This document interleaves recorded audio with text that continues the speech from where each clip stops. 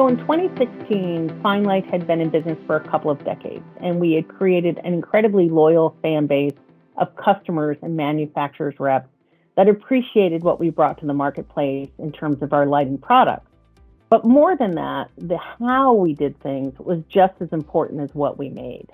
We brought custom lighting systems to the marketplace in 10 working days. This is just one of the things that we did that really revolutionized the marketplace that we worked in. And so this whole process of making the impossible possible became a reputation that we carried forward, such that people would come to us with an idea and say, hey, can you guys just Finelight this? Can you make it happen? Can you make it simple? Can you make it real? So Finelight had initially been funded by a number of shareholders who were definitely not Silicon Valley titans. These were teachers and neighbors and associates and people who just believed in our owner's vision. But after about 25 years, they were very curious about what the long-term plan was going to be. And that really began the process of us as a company deciding to find a partner for the future. So we went on the road, we met a bunch of companies, and some of them were interested in us because we were the competition. What are they up to? Some of them were interested in us because we might be an entry into the LED marketplace. But really, our initial meeting with Legrand is the one that stood out to me. And it's because they knew our customers. They were curious about us as people. They wanted to understand who we were. And it was clear that they were interested in the kind of company that Finelight was and the kind of company Finelight wanted to remain.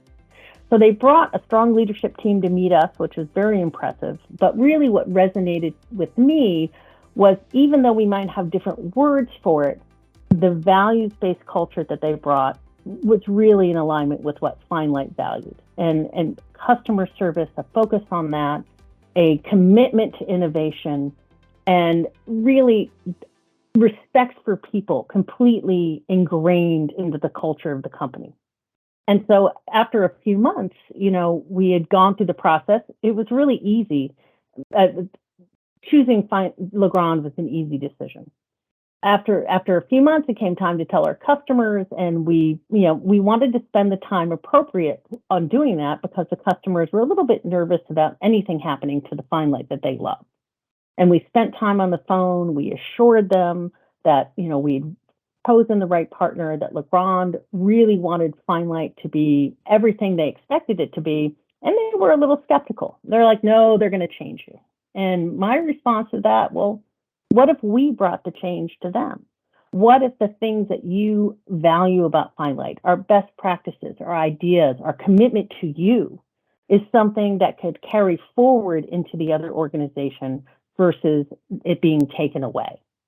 And so even though they were skeptical at the time, for many of them, they've come back to us and said, what a great decision. Legrand has lived up to its promise to keep a great company great.